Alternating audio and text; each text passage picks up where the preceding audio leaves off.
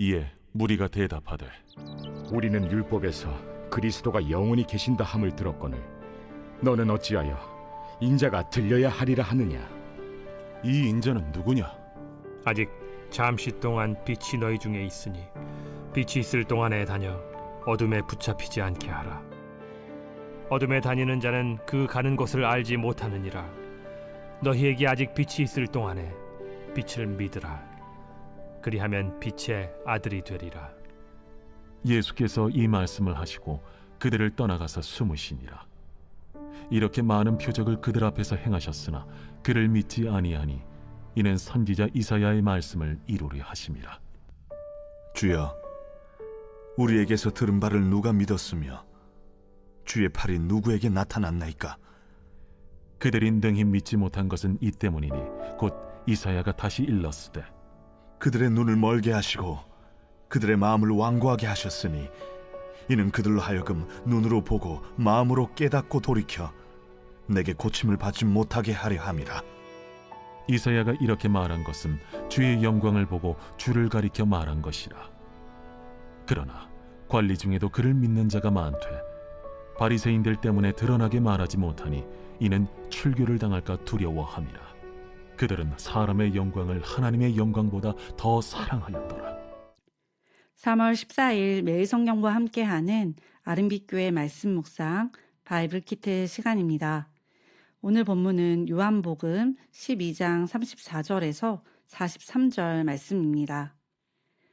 예수 그리스도의 십자가 사건을 기억하는 이때에 주님께서 말씀하시는 이때가 무엇인지 함께 묵상해 보기를 원합니다.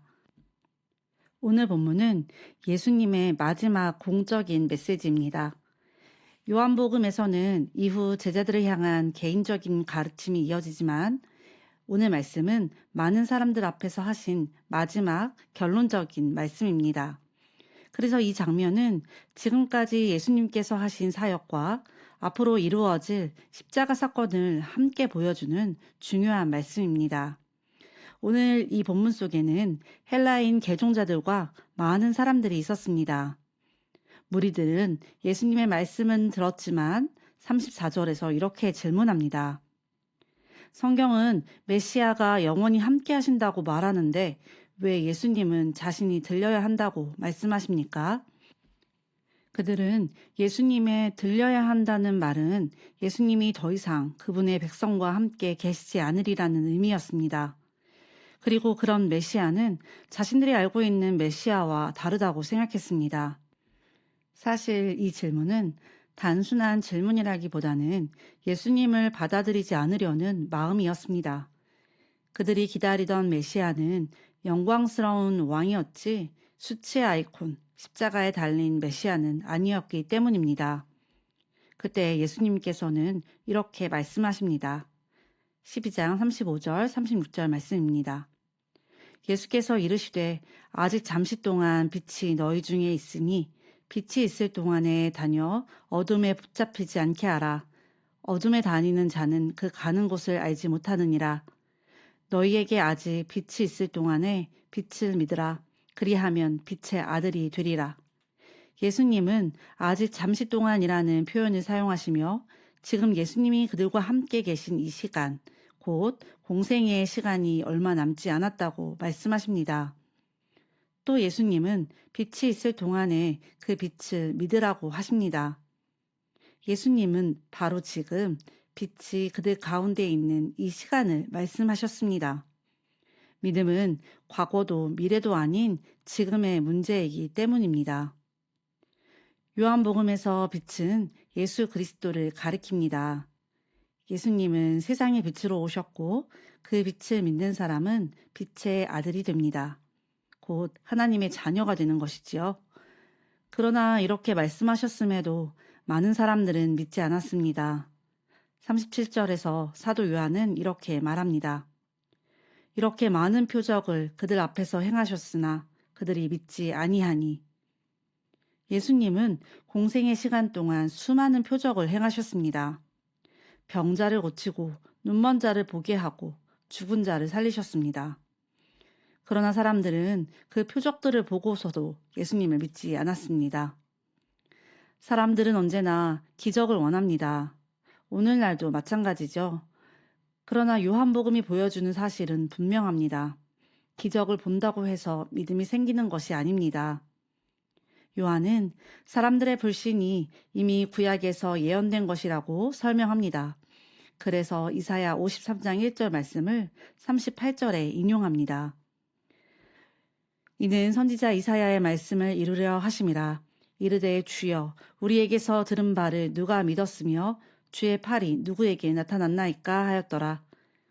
이 말씀은 사람들이 하나님의 말씀을 듣고도 믿기를 거절한다는 것과 주의 팔, 즉 하나님의 능력이 나타나도 그것을 깨닫는 사람이 많지 않다는 것을 보여줍니다. 이어지는 40절에서는 이사야 6장 10절을 인용합니다. 이사야 6장 10절 새번역 버전입니다. 너는 이 백성의 마음을 둔하게 하여라. 그 귀가 막히고 그 눈이 감기게 하여라. 그리하여 그들이 볼 수 없고 들을 수 없고 또 마음으로 깨달을 수 없게 하여라. 그들이 보고 듣고 깨달았다가는 내게로 돌이켜서 고침을 받게 될까 걱정이다. 이 말씀을 피상적으로 읽으면 하나님이 사람들을 강제로 믿지 못하게 하시는 것처럼 볼 수 있습니다. 그러나 이 말씀 속에 담긴 중요한 의미가 있는데요. 하나님의 절대 주권은 인간의 책임을 조금도 훼손하지 않으십니다. 하나님이 사람들을 완악하게 하시는 것은 도덕적으로 중립적인 사람들을 억지로 정죄하는 것이 아니라 이미 죄 가운데 있는 사람들에 대한 거룩한 심판입니다. 또한 하나님의 절대 주권은 우리의 소망의 근거이기도 합니다. 하나님이 이 모든 영역에서 주권을 가지고 계시기 때문에 우리는 하나님께 도움을 구할 수 있습니다. 오늘 본문의 마지막에서 요한은 사람들의 불신의 이유를 한 문장으로 정리합니다. 12장 43절입니다. 그들은 사람의 영광을 하나님의 영광보다 더 사랑하였더라. 믿음의 문제는 지식의 문제가 아니라 우리가 무엇을 더 사랑하느냐의 문제입니다. 결국 요한은 이 모든 불신의 이유를 한 문장으로 설명합니다. 사람들이 하나님의 영광보다 사람의 영광을 더 사랑했기 때문입니다. 저는 오늘 본문을 읽어 내려가다가 이 마지막 구절에서 마치 제 마음에 돌을 던지시는 것 같은 느낌을 받았습니다. 왜냐하면 지금껏 제자의 자리에서 개종한 헬라인, 유대인들, 그리고 믿지 않는 사람들을 바라보며 정죄하는 입장에 있던 저에게 너는 어떠하냐 하시는 것 같았습니다.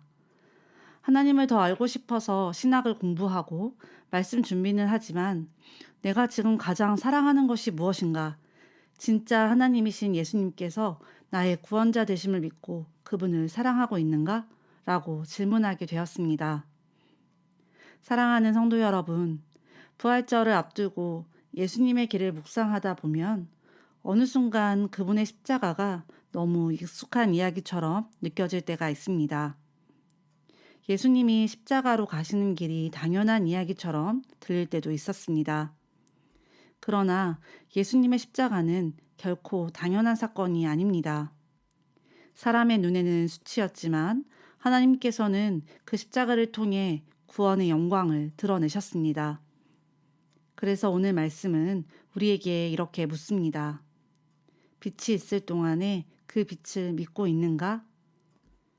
우리는 빛의 자녀라고 하면서도 복음을 전할 기회가 있는 아침의 빛보다 조금 더 자고 조금 더 쉬려는 육신의 만족을 따라 어두운 밤을 더 좋아하고 있었던 것은 아닌지 돌아보게 됩니다. 우리가 그분의 걸음을 묵상하는 바로 이때에 주님께서 우리 가운데 빛으로 걸어오시는 이때에 그 빛을 바라보고 믿음으로 걸어가는 하루가 되시기를 소망합니다. 함께 기도하시겠습니다. 사랑이 되시는 하나님, 우리를 이처럼 사랑하셔서 독생자 예수 그리스도를 보내주심에 감사드립니다. 그러나 우리는 주님을 사랑한다고 말하면서도 삶으로 주님을 사랑하지 못하고 믿지 못하는 자들입니다. 사람의 인정과 나의 공로를 높이기 위해 매일 애쓰며 우리의 텅 빈 마음을 채우려던 자들입니다. 우리의 죄를 용서하여 주옵소서. 오늘 말씀처럼 빛이 우리 안에 있음을 믿고 믿음으로 그분의 자녀로 살게 하옵소서. 주님을 향한 사랑이 온전히 회복되게 하여 주옵소서. 이제 나는 옛사람이 아니요 사망에서 건지신 주의 자녀이니 그 한없는 주님의 사랑 안에 기쁨으로 살아가게 하옵소서. 우리 주 예수 그리스도의 이름으로 기도합니다. 아멘.